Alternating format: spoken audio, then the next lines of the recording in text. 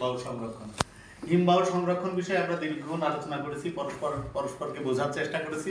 নিজেদের আসলে যে কোনো আলোচনার মধ্যে যাওয়া, তার তাত্ত্বিক বিষয়গুলো বোঝা এবং সেটা যদি চর্চায় নিয়ে আসতে হয়, তাহলে বিষয়গুলো যদি মানে ওই মর্মার্থগুলো আমরা মানে আত্মস্থ না করতে পারি, সেটার সাথে যদি আমরা খুব ওতপ্রোতভাবে ঘনিষ্ঠ না হতে পারি, তাহলে আমার ব্যক্তিগত চর্চায় সেগুলো আসবে না, যে কথাটা সালাম ভাই বলছিল।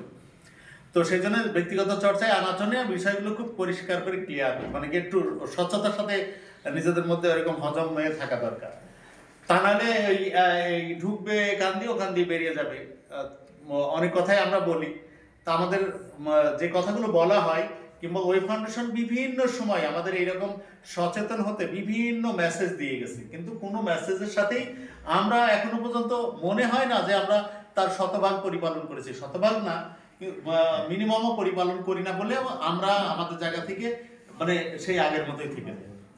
তো আলোচনায় আসছিল আসলে হিমবাহ আমাদের মানে কি সংরক্ষণের খুব মানে সরাসরি সংরক্ষণের তো ভূমিকা আমাদের খুব কম আমরা জানি, কিন্তু পরোক্ষভাবে সব রকম ভূমিকায় আমাদের আছে, যেটা আমরা যে কাজগুলো করলে আমাদের মানে কাছাকাছি যে হিমবাহ আছে সেগুলো সুরক্ষিত থাকতে পারে। কারণ আমাদের পানির যদি আমরা যথেচ্ছাই ব্যবহার করি, আমাদের পানির স্তর যদি নেমে যায়, তাহলে মানে বাংলাদেশের এই ব্যবহারের ফলে বাংলাদেশের 18 কোটি মানুষ তো পানি ব্যবহার করছে। তাহলে পৃথিবীতে যদি 800 কোটি মানুষ হয়, তাহলে 800 কোটি মানুষের যে ব্যবহার, বাংলাদেশের 18 কোটি মানুষের তো একটা আনুপাতিক হারে ব্যবহার আছে। সেই ব্যবহারের জায়গায় যদি আমরা মানে কি সাশ্রয়ী হতে পারি, তাহলে আমাদের পানির ব্যবহারটা যদি কমে, তাহলে যে পরিমাণ হিমবাহ তার পানি নিঃসরণ করে, সেই নিঃসরণের পরিমাণ তো কমবে। সেই নিঃসরণ যদি কমে থাকে, তাহলে হিমবাহ অটুট থাকবে।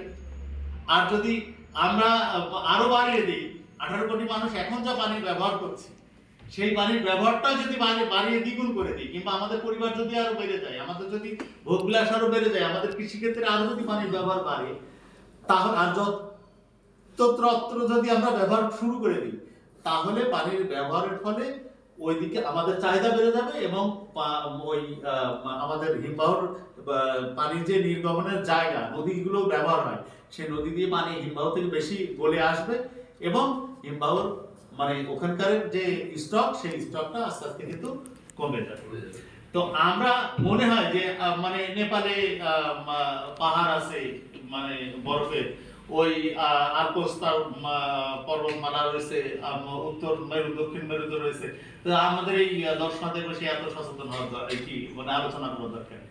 আসলে প্রত্যেকের জায়গা থেকেই আমরা পারি, আমাদের জায়গা থেকে যদি আমরা সচেতন হই প্রথমত, দ্বিতীয়ত যদি আমাদের ব্যবহারের মধ্যে আমাদের এই মানে প্রতিনিয়ত আমরা যেসব আচরণের মধ্যে দিয়ে যাই, আমাদের যে অভ্যাসগুলোর মধ্যে দিয়ে যাই, আমাদের পানির ব্যবহার, আমাদের হচ্ছে যে শক্তির ব্যবহার, এইগুলো যদি আমরা কমায় একটা মানে কি অপটিমাম মাত্রায় নিয়ে আসতে পারি, তাহলে আমাদের দিয়ে সম্ভব মানে কি ওই এইরকম খন্ড ছোট ছোট করে হলেও, সালাম ভাই বলছিল না যে আমাদের অংশ, উনি ওই যে একটা উদাহরণ দিচ্ছিল যে উনি হয়তো 5 লিটার পানি করে সাশ্রয় করে, কিন্তু বাংলাদেশের মানুষ যদি এই নীতিতে চলে, তাহলে 18 কোটি মানুষ 5 লিটার করে প্রতিদিন পানি যদি সেভ করে মানে কি বাঁচায়, তাহলে এটা 90 কোটি লিটার পানি একদিনে সাশ্রয় করে।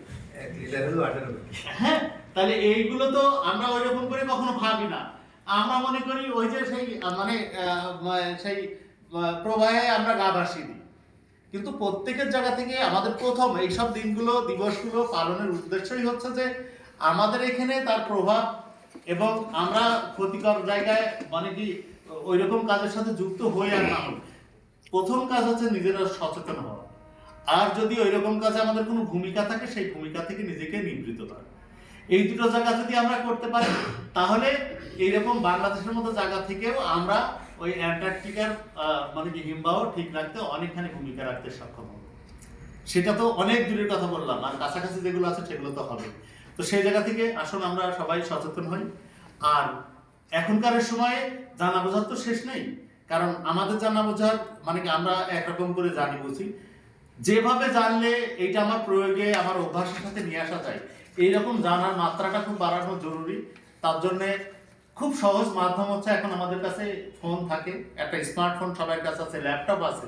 এইগুলো যদি ব্যবহার করি আমরা যদি যে কোনো বিষয় সম্পর্কে, এখন আপনি জানতে চাইলে তো গুগল কিংবা এআই নির্ভর বিভিন্ন অ্যাপ সফটওয়্যার আছে, সেগুলো আপনাকে দিয়ে দেয় বিভিন্ন তথ্য। সেইগুলোর মাধ্যমে আমরা নিজেদেরকে সমৃদ্ধ করতে পারি এবং আমাদের ব্যক্তিগত চর্চার ক্ষেত্রে সেইগুলো আমরা পরিপালন করতে পারি, অভ্যাসে নিয়ে আসতে পারি। সেটা যদি হয়, আমাদের বাংলাদেশের মানুষ যদি আমরা সচেতন হয়ে এরকম একটা অভ্যাসের মধ্যে যেতে পারি, পৃথিবীর মানুষ যদি এরকম অভ্যাসের মধ্যে দিয়ে যায়, আর যারা যুদ্ধ বিগ্রহ করছে তারা যদি যুদ্ধ থামায়, তাদের বড় বড় কলকারখানা যেগুলো প্রয়োজনই নাই, মানুষের কল্যাণে আসে না, শুধু মানুষের মানে অকল্যাণে ব্যয় হয়, সেই সব জায়গাগুলো সেই রকম ইন্ডাস্ট্রি যদি কমায় দেয়, একেবারে বন্ধ তো করতে পারবে না, কারণ এইরকম শত্রু খেলা পৃথিবীতে থাকবে। আবার এরকম কিছু আছে যে মানে যেটা মানুষের উপকারে আমরা দেখি না, কিন্তু কোনো না কোনো ভাবে সেটারও প্রয়োজনীয়তাও আছে।